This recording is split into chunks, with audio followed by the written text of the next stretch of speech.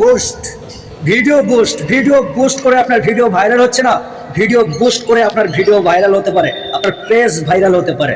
আপনি কি এরকমটা ভাবছেন? বুস্ট কি? আপনি কি এটাই নিয়ে আপনার মনের ভিতরে একটা সংশয় তৈরি হচ্ছে? তাহলে আপনাকে আমি জাস্ট ক্লিয়ার করছি। দেখুন, বুস্ট আপনি বুস্ট কারা করবে?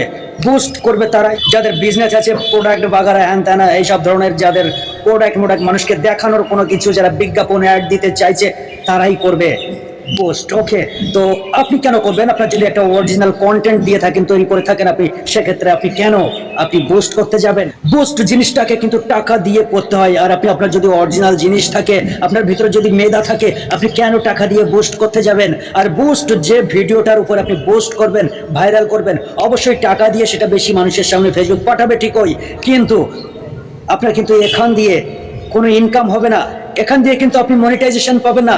সেই ভিডিওটাই যত পরিমাণে ভিউজ আসুক,